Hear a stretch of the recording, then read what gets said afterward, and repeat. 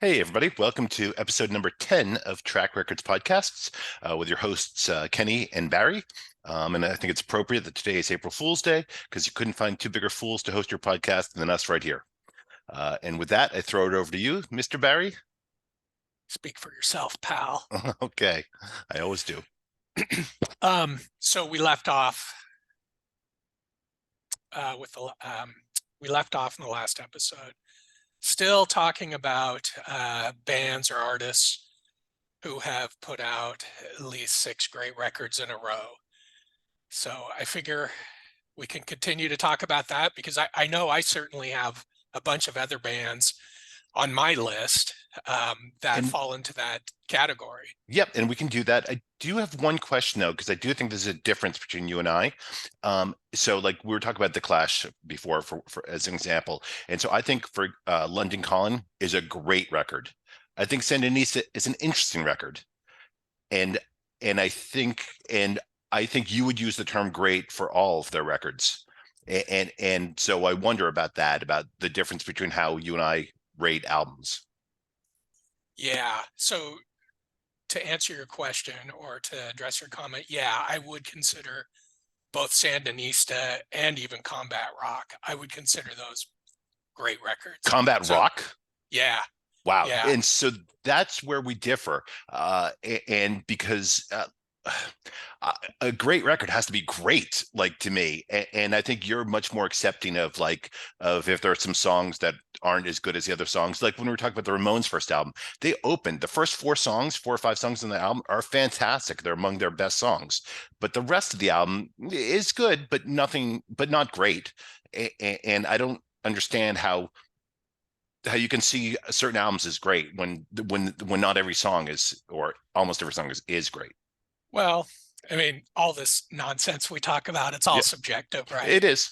Yeah. So, um, the only way I can speak to that is if I think the whole record holds up as a complete piece of art that just really touches me or moves me, or has a certain caliber or quality that just blows me away. And I know Combat Rock, using that as an example, it's certainly not London Calling. It's certainly not even Give 'Em Enough Rope, in my opinion. But with songs like Straight to Hell, um, Know Your Rights, and some of the other songs, I feel like it reaches um, a level of greatness. Maybe not the same level of greatness as, say, the first Clash record, but still I consider it great. And And I that's guess I guess I would use terms like more like good, very good. It's sort of like when you're grading comic books, near mint, mint. There's a difference. yeah, I totally hear you there. And the same thing goes with grading records, which as a sidebar, right now I'm in the process of entering my entire collection into Discogs, which is this online platform Yeah. for record buying, trading, selling, et cetera, and also keeping track of your archive. So that's very much on my mind right now. I'm actually pulling out each record, looking at the condition of it, and they're either near mint, mint, VG, VG plus, Yes. And are you? VG. Comics are exactly the same Yep. thing, which Are I are live you? in that world too. Yes. And as I once did as well. And are you doing that just to have just to catalog it, or are you actually open to trading, selling? For insurance purposes, the archive is so vast that um, I have to actually get a very I have to get very specific about the value of each one to get them properly insured Got it. by something other than just like my homeowner's insurance. So it's this very arduous, tedious process that's probably going to take me over a year, maybe Yeah, 2 years to do it all. that's So crazy. it's just funny that you bring up that grading system when it's so present on my mind right now. Let me know where that Sebastian Cabot record grades out. It would be near mint. I have, Okay. and he's, for those who don't know, Sebastian Cabot was Mr. French on Family Affair, Yeah. a TV show from the '60s, and he has this completely wacky record called Sebastian Cabot Sings Dylan. So he does all these Dylan songs. I think it came out around '67 or something, whenever Family Affair was a popular show. That's what Ken's referring to. But anyway, it's one of those oddball records that Letterman used to feature on his show back in the early, or I guess mid '80s. He had this segment called Dave's Record Collection, and it would always be shit like that, just completely um, left to center oddball records, like a Leonard Nimoy record or the Sebastian Cabot record. Uh, Funny And stuff. are there some of your records that aren't as in good shape as you wish they were because you've played them so much? No, it's not because I've played them so much, Mhm. because I take such good care of them, being the anal retentive sort of guy that I am. The only ones that aren't in stellar condition are the ones that I bought that way. So like they don't ever, the condition doesn't ever degrade once the record is in my hands. And I know you greatly prefer vinyl over any other format, but I know you also buy CDs. Why are you buying CDs just when you can't get it on vinyl or? Um, so I bought a lot of CDs over the last handful of years because, much like records in the '90s and early 2000s, when everybody was getting rid of their records, where would they end up? Usually thrift stores. So you could get great records for pennies on the dollar, usually $1 a piece, and that really bolstered my collection there for a few years. And over the last few years, it's the same thing with CDs. People are getting rid of their CDs. And this all is due to um, the advent of people streaming their music as their preferred way of listening. So I've picked up a bunch of CDs over the last few years for $1 a piece that um, are records that I have some sort of interest in, but wouldn't want to spend a lot of money on. So a lot of these CDs are um, records from the era when hardly any vinyl was being pressed. So maybe it didn't come out on vinyl at all. Or if it did, it's now a super expensive record. So, as an example, Ben Harper is an artist who I've probably picked up 10 of his records on CD for $1 a piece over the last few years. And I wouldn't necessarily spend the big dollars to get all of those on vinyl. Got it. So, that, that's a long answer, I Yeah, know, no, but it's a good answer. gives you an idea. When CDs first came out, I remember my dad and I went to a music equipment store and we heard it was actually Born to Run. They only had a couple of CDs because CDs had just come out, but they Mhm. played Born to Run and we were just blown away by the difference in at that time. And I actually had the first portable Discman. Mhm. And to show you how long ago this was, it operated on 8D batteries. So the thing was heavier than hell. And I would Jeez. carry it around in a backpack with headphones, coming out that I could listen to. Yeah, I mean, it was heavy. So we're And talking a big boom box, not a it little was, it was, Walkman it like was, it thing. was, it was smaller than a boombox, although like thicker. Like it was like a massive, portable tape recorder player type thing. And I remember actually going to a used record store called Planet Records in Boston, and I asked them what CDs they had, and they only had like 4 or 5 CDs. I mean, it was that early, and there was one I was interested in. And I said, "Oh, can I hear that first?" And they said, "Sorry, we don't have a CD player." And I said, "That's okay, I do." And I whipped out my portable Discman, and they were blown away. the So, first the first kid on the block with the new yes. toy. I used to my high school was about a mile and a half away, and I would walk to school and back, and I had my Craig boombox, and I would carry that before I got the Discman before CDs came in, and I would carry my boombox like listening to music on that entire walk back and forth. So I was very happy when the Walkman came out, and it was much easier to carry. I can You don't know how much I can relate to what you were just talking about. Before the Walkman came out, or maybe it was right when it came out, so probably I would have been in ninth grade, I guess. 1979, 1980. Yeah. The original Walkman, the original Sony Walkman was pretty expensive for a ninth grader. They were like over $100. So do you remember the realistic tape recorders Yep. that were rectangle? Yep. And okay, so maybe like $20, $15 is what they had cost at Radio Shack back then. So I had my version of a Walkman, which was one of those Yep. with home headphones or home Yeah. headphones plugged into it. So that was my version of the Walkman until I actually could afford a real Walkman, and I would have that on in class all the time and would constantly get chastised by teachers because of that. And this is where, and this is another topic we should go into someday, just how important listening to music was to me and obviously to you, starting from a very young age. You know, you're Absolutely. you're carrying around a big Discman that needs like a forklift, and I have this huge block of a tape recorder with these huge chunky headphones. It's You just did what you had to so do. funny. And I was lucky because my dad was one of those guys who always wanted to be like who was the first in the block to get whatever, and so he was the one who first got a Beta machine. the Craig the boombox, and once he liked it, then everyone had to have one. So he got a Walkman, and I remember I was playing cards with my friends, and he came down and said, "You got to hear this," and I said, "Like Dad, I'm busy, I'm playing cards." He's like, "No, no, you got to hear this." I'm like, "All right, fine," and he put the headphones on, and it was just a sound effect Walkman like tape that or that it first came with, and I listened to it and I was like, oh my God. And then so I was lucky enough to get a Walkman at that age, and once I got a Walkman, then like forget it. I was all I All like bets are off. yes, so I never didn't have that with me. So Hang on a second. I've got something pertinent to this topic to yes, bring to the table. Just a please. sec.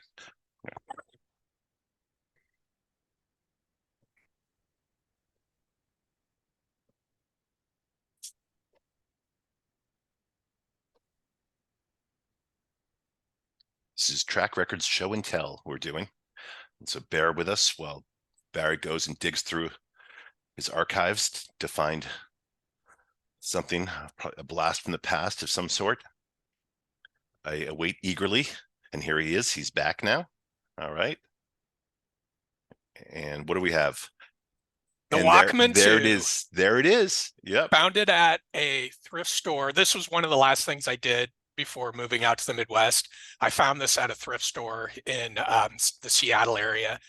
This is the Walkman 2, which was much smaller than the Yep. original Walkman. But anyway, it wasn't working, and it would power on, but it was not playing. And there's this great hi-fi repair place in Gig Harbor that was able to totally fix it for me, and now it functions just like new. And of course, I still have a million cassettes.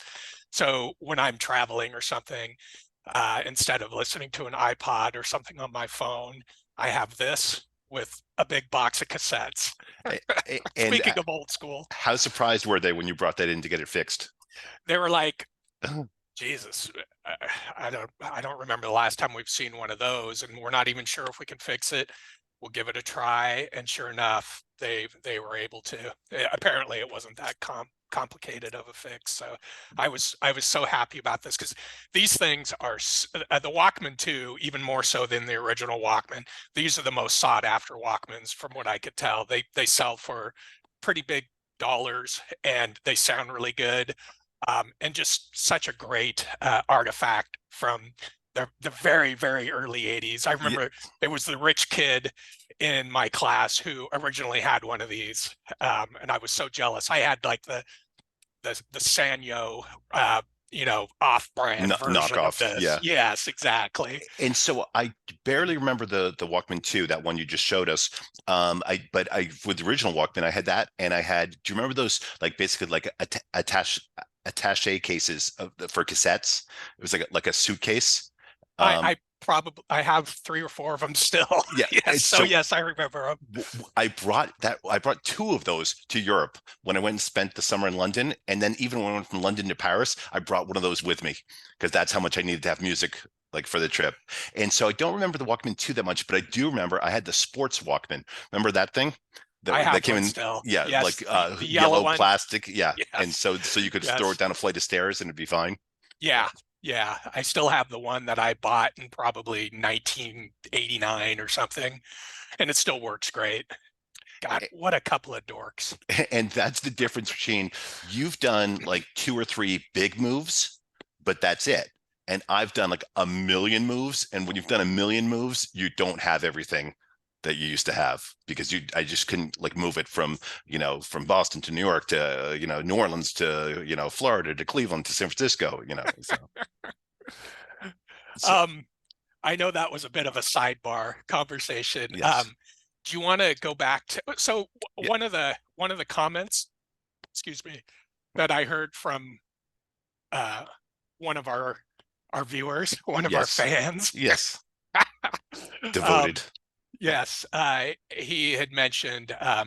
So yeah, you guys are talking a lot about older bands, older being 60s and 70s vintage, when we were talking about bands who've never put out a shitty record or who put out, a string of great records in a row. So I wanted to mention that in an earlier episode, we actually did touch base on some more contemporary Yeah. bands that fall into this category. Yeah. And not only did these bands put out a string of great records, these are bands that I considered have never put out a bad record. So I just wanted to throw those names out there again real quick. And these were the ones that I didn't think you were necessarily overly familiar with. So we're talking like the band Air, the French band, Yeah. Juana Molina, Kevin Morby, Elbow, PJ Harvey, Tinder Sticks, Broadcast, Stereo Lab, Clinic. So I just wanted to mention Eh, those bands again, because if anyone wants to hear about those, go back to the previous episodes and we talk about some of those bands. Yeah, and as far as, but this is where, like, again, you and I view this a little differently. So, like, for example, I'm a big Lloyd Cole fan. Okay, really like Lloyd Cole. Lloyd Cole and the Commotions. Yep, saw them in concert back then, and loved that album. And then their second album, I think they only did two albums, and then he went solo. And one of his solo albums is called Easy Pieces, and it's a fantastic record. It's just really great. I like every single song on there, and I still listen to it a lot. And then there are a few of his other solo records that I like, and there's none of them I don't like. So in my mind, he never put out a bad record, but those other records weren't great. And so I don't think of him that way, as opposed to like when we're talking about Bowie, like that's a great record, that's a great record, that's a great record, that's a great record. They're all really good. And so as much as I like Lloyd Cole and don't think he put out a bad album, again, I'm more picky, I think, than you are, if that's the right word in terms of what I view, as a great record. Yeah, and I may be using the term great a little too loosely. Yeah. I look at this whole conversation as bands who didn't put out complete stinkers. And Yeah. going back to your analogy for grading comic books or records or whatever, maybe it should be great and great minus, or Yes. almost great plus, or whatever. But I just, before we talk Yeah. about it, anything else, I wanted to mention a couple of other contemporary bands that you talked about as falling into this category are the old 97s and Firewater. And I still haven't really, dug into either of them yet, but I wanted to throw those out there since we were touching on some of these other contemporary-ish bands. And there was one other band that I loved, and hardly anyone's ever even heard of them. They're called the Rainmakers. They're from the Midwest. I think they're from Kansas City originally. And I remember when I saw them in concert, there was almost no one there, and I was going crazy because I love the band. I'm dancing my ass off. And the review in the Boston Globe the next day said a small but enthusiastic crowd enjoyed this show. So, And I don't think they put out a bad record. so clearly you don't remember that was one when we first met in San Francisco Yeah. 30 some years ago. The first time you came over to my place and Michelle's place at the time, Yeah. you went through my record collection, Which I definitely would have done. Yep. and you pulled out the Rainmakers record, and you were blown away that anybody else had heard of them, let alone had their record, Yep. which had, of course, the classic cut government cheese on Yes. it. Yeah. So that was one of our initial bonding That's right, and items. I forgot about that. So the interesting thing about government cheese, it's against welfare and all. They're actually one of the things my brother loved about them is they're a libertarian band, which is really unusual. And so so their music definitely their lyrics like refer to that a lot. I really like them, and that's the thing is you wonder how many bands out there are bands you would just love, but you just never they never got the chance, or you never intersected with them, and they're an example of that. And so is Firewater. Yeah, those bands are a dime a dozen in the sense that there's so many great acts out there that Yeah, just for whatever reason don't break through and don't get a mass audience that are yeah. really good. I've been in a handful of them. Yeah, and you just wonder about there's others. Mary's Danish was another band I really liked like that. Fetch and Bones was another one, and people have just never heard of these bands, and I understand why. But it's really a shame. Madder Rose is another one. Jessica Fletcher's. As opposed to you get that one single on the radio, and that's going to really no one's ever going to forget Tommy Two Tone just because of 8675309, Yeah. and these other bands are all far better. So Yeah, and to say nobody's heard of them is a bit of an exaggeration in the agreed. sense that the people who have heard of them are dorks like you and I, Yes. who were just so into music, and frankly, all of my friends. Another comment I got from an old friend who watched some of these episodes, he was talking about how he could relate to it because um, he was typical for music fanatics of our age group who sat in their bedroom, for their entire high school and junior high years, listening to music, staring at record covers while listening to the Yep. music, and just totally getting immersed into the music and everything about it. And it just dawned on me when he was talking about that going back and looking at my group of friends and long-standing friends, almost exclusively there are the primary bonding aspect of the relationship is music, or at least that's what initially brought us together. That's initially how you and I became friends for the most part. And Definitely.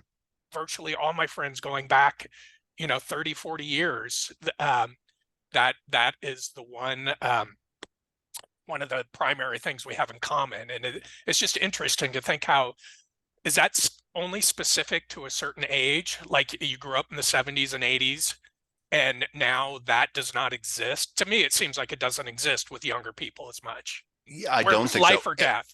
Yeah, Music was life or death to us.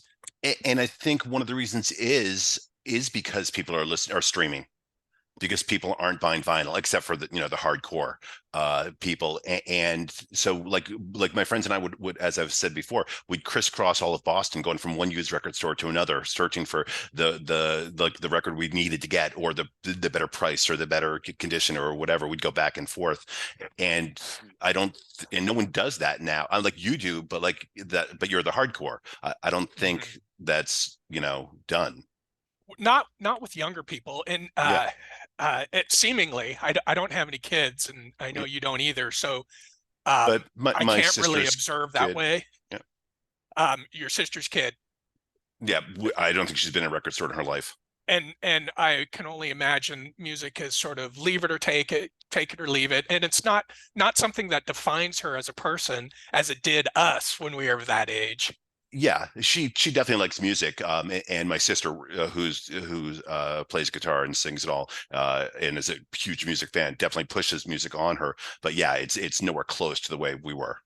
But because again, it's that shared bonding experience of like going to used record stores, listening to records together, getting high and listening to records was like definitely our thing. Going to music movies, that was definitely a big thing as well.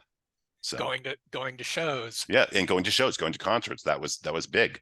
Although, so the two, like my group of friends, there was me and Greg and a few others, and we would always either gather at my house or Greg's house. And Greg also had a very big record collection, but there was one point where, for whatever reason, he decided he was going to listen to his entire collection alphabetically. So it didn't matter. Like he insisted. Sure. So there are times we'd be at his house and I'd like, can you please put something else on? He's like, nope, it's got to be like the Sebastian Cabot album, for example. Like we're at CA and that's what he's going Yeah. to play. And it was brutal at times. So If you don't like it, you can leave, Ken. exactly. That's exactly how it was. He sounds like he would be a good guest to have on our little podcast. He sounds of a similar mind, because I've thought about doing that exact same thing that he did. Yeah. Not now, of course. Couldn't do it now. I won't be alive long enough. Right. But that's funny. And he Uh, didn't have what you have. He had, I don't know, let's say 500 records, but it was enough, yeah, you know. yeah, enough that it would take some doing. Yeah. So I just thought about. I was just thinking about how the importance music plays in the lives of us and our circle of friends, and how specific to a certain age that is. It's just has something to do with I don't know if the zeitgeist is the right term yeah. for describing that, but it really, I just don't see it ever defining people like it did back then, as I don't ever see that happening again and being as important to people as it was our generation when we I, were younger. I would sit in class and doodle in my notebook, and I'd be writing like Yardbirds, Beck, Townsend, Who. Like I'd be doing all sorts of stuff like that because that's all I could think about. Did you go to Walla Walla High School by chance? Yes. Because to this day, my friend Pat and I, who lives in New York, he was in my first band. He was Yeah. the front man in my first band. Anyway, that's how we bonded. Exactly what you're talking about, except on our notebooks, we would leave little like Clash lyrics, or the Sex Pistols logo drawn on the desk. So he would I would have that desk in like first period, Yeah. and come fifth period, he finds that same desk. Yeah. And he was 2 grades ahead of me, and and then he would leave some sort of rebuttal to Yeah. whatever I wrote and That's whatever perfect. band name I wrote. Yeah. Exactly what you're talking about. So funny how that works. Yeah. And you're right. It'll never come back. And it's not also, there was more. It wasn't that there weren't a lot of bands there. There were, but like, like when we talked about the Who or the Stones or Zeppelin or Hendrix or the Doors, I mean, it was a handful of specific bands, in the way that like now there's like 10 million. And so you don't see that same sort of devotion as much, I think, or it's Unless much rarer. it's something like the only thing I can think of off the top of my head would be this phenomenon around Taylor Swift. Yeah. Yeah. The And Swifties. yeah, I don't know if it's the same on such a granular level, or if it's just more media driven. Uh, I don't know. I think it's a pretty real thing. I remember now this was media, but I was reading about a concert that she was doing in Tampa, and people were sleeping outside, not for tickets, for merch, because this one particular sweatshirt they could only get at that particular venue. This one particular tour sweatshirt. So, Can you yeah, imagine sleeping outside for merch? no, of course not. But I guess what I'm getting at is, okay, so that's an example of it being super granular, but that granularity is driven by the media. I don't, and back when we were younger, it wasn't driven by media at all. Right. For whatever reason, it was just this music was drawing us in and It wasn't consuming driven by us. media because media didn't exist. Exactly. Well, not to the Yeah, same like, level, yeah, and certainly you weren't reading about the latest REM tour, yeah. or whatever REM said on some stupid social media platform. It was something that to me seemed way more organic than a phenomenon like the Taylor Swift thing. I mean, if you wanted to know about that sort of stuff, you had to get music magazines. You had to, if you wanted to know who was playing, like I had to get the Boston Phoenix. If I didn't get the Phoenix, I had no idea what bands were coming to town. Mhm. And so that was like every, I forget what day it came out, but every Friday, let's say, I would go and get the copy, and I'd be flipping through like who's coming this month, and then I would be like, okay, these five shows I have to see, and so I'd get as much like all the cash I could muster, and I'd get on the subway and I'd go I'd go to the Paradise. I get all the tickets for the upcoming shows at the Paradise. Then I go to the Orpheum. I get all the tickets for the shows coming up at the Orpheum. Then I go to the Boston Garden and get all the tickets coming up for that. And that was, how I So operated. it took some real effort and Yeah, legwork, yeah. and you were doing it not to fit into some clique or some phenomenon. You were doing it because it totally consumed you, Yeah. and you were living and breathing it, music and rock music in general. Considering there were shows I would go to alone, it was definitely not a clique. It was a clique of one. I mean, like it definitely went to shows with friends, girlfriends, that sort of stuff. But I never had a problem going to a show alone. Like if I wanted to see that band and no one else was interested, I was going. Yeah, So, or like when the that's Pretenders came and they played 3 nights in a row at the Orpheum, I went every single night. And I didn't have friends. My friends were big music fans, but they wouldn't have done that. sure. They wouldn't have gone every night. Sure. I've had to go to shows by myself over the last few years for whatever reasons. As you get older, Yeah, not everybody in your circle is going to shows all the time, and sometimes it might be a band that somebody's not. You don't have a friend who's into it, and I certainly have no problem going to shows alone. And if I do that out here in my new state, I'll be doing that for a long time because I don't know anybody out here yet, right. Yeah, and that's fine. yeah. Sometimes you can, and my friend Dov always talks about this. He enjoys going to shows by himself more because there's no distraction and he can totally immerse himself into the experience. And And I I feel, totally relate. yeah, I feel that way about movies. The only Hmm. part of going to a movie with someone else I like is that after the movie, then I want to be able to discuss the movie with that person. But Sure. but during the movie, like I'm just focused if it's a Yeah. good movie, you Yeah. know. Shut the fuck up and Yeah, put the phone down. yeah. And And um same thing at a good concert. Like I'm not, chit chatting away during the concert. I'm focused. So so going back to this list. yes, the list that will not go away. Yes. Yeah. So 6 great records in a row for sure. Lou Reed for And me. and which ones? Starting with Transformer. Yeah. Or Okay. no. Okay. Starting with the self-titled Lou Reed. And again, to your point, not as great as a Transformer or a Blue Mask or a even I think Legendary Hearts is really good, or Berlin, maybe my favorite Lou Reed of all time. Um, so yeah, we're talking uh, uh, the self-titled one, Transformer, um, Berlin, Coney Island Baby, Yeah. um, Sally Can't Dance. Yeah. And then there's a few spotty ones there, like there's one called Growing Up in Public that's kind of comical. But Although then I do like one song on there very much, which is "How Do You Talk to an Angel." I really like that song quite a bit. But and there's some other good songs on yeah, it, but yeah. um, however, now that I'm thinking about it, the one record that breaks all of those up is that Metal Machine Music. And Yes. you know the Oh deal with yeah. that record. My brother So was a huge Lou Reed fan, so we had all the albums, and and yeah. and he would try to pretend he was enjoying that. And That's funny. So for those of you who aren't familiar with Metal Machine Music, he put it out after his huge commercial crossover success that was Transformer with the big hit Walk on the Wild Side.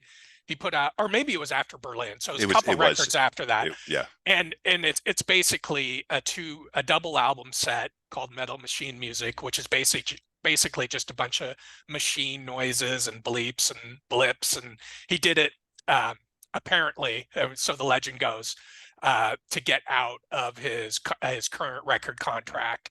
And it's a somewhat infamous record. And yes, I do have it. Mm, And you got to have it if you're a completist, even mm. though it's virtually unlistenable. Yep. So that breaks up. a string of 6, but you almost have to throw that You're out because it was purposely goofy. you're giving that an asterisk. Um, Yeah. and so, and I actually, my favorite Lou Reed album was a sort of comeback album for him, which was New York. Yes. Yeah, I love that record too. And that is, and every song makes sense. Every song goes together. It really tells a whole story. I mean, it does stuff that most albums don't do. In its own way, it's Tommy, it's SF Sorrow. It's Wish You Were Here. It's a concept album that really works. And every song is so good. Dirty Boulevard, Romeo Had Juliet, The Last Great American Whale. I mean, every Sick of It, Busload of Faith. So Makes me want to pull it out and listen to uh, it just talking about it because it is so good. I played it to death. So And that was, if you go back to early Velvet Underground, that was 25, 30 years into his career. oh yeah, And boom, out of nowhere, really, because I think it was Mistrial was the record before that, which was one of his all-time worst. yeah, I don't know if you know that record. It came out after New Sensations, just a piece of shit. And then he came back so strong with New York. And I saw him on that tour, by the way, at that place we saw Springsteen, the oh Berkeley yeah, Community Theater. yep. And he played that whole record from start to finish on that tour. And that was such a treat. But what I was going to say is, and after that, the string continued with, I don't know if you know the record Magic and Loss. I like it even more than New York. That's funny. I didn't. I remember the album. I don't remember it well, but I remember it being disappointed is too strong of a word, but I didn't like it nearly as much. But he couldn't have made a record I liked as much as New York. It wouldn't have been possible. And it's interesting that going back to that first album he did, that didn't sell at all. And Nope. the label totally wanted to drop him. And at one point, he actually stopped recording and started just doing stand-up poetry readings Oh, really? because I no didn't one know was that. interested. Yeah, because no one was interested in recording him. And then David Bowie helped out with Transformer. Otherwise, Well, might he not have him. produced it. Yeah, but he also said, like, he went to the record label basically and said, "Listen, here's the deal. I'll produce it. I'll make sure it's a good album." And they're like, "All right, we'll take a chance." And He, otherwise, we might not have all those Lou Reed records. yeah, he resurrected his career and Yeah, saved it yeah, in a sense with what was by far his most commercially successful record because of Walk on the Wild Side. yeah. And I have friends who that's hands down their favorite Lou record, and I love it and everything. But there's a few of the others that I like more, like another one being the Blue Mask. Do you know that record? Yep, yep. God, I can listen to that record over and over and over again, and there's certain parts of it that still give me goosebumps. So good. And that's a great feeling. Like I always talk about the song Today by Jefferson Airplane. When I Hmm. hear that song, for whatever reason, when I hear Marty Balin sing, I just get chills. Really? Yep. So Wow. it's so powerful and sorrowful. Like it's a song that makes me sad for whatever reason, but I like it. I Uh, like it. I like feeling that way when I yeah, listen to that. yeah, I can So, relate to that. Any music that brings up sadness, like or just a melancholy feel, like for example, Joy Division does that for oh, me, oh yeah. and actually probably for everybody who's ever Yes. listened to Joy Division. But like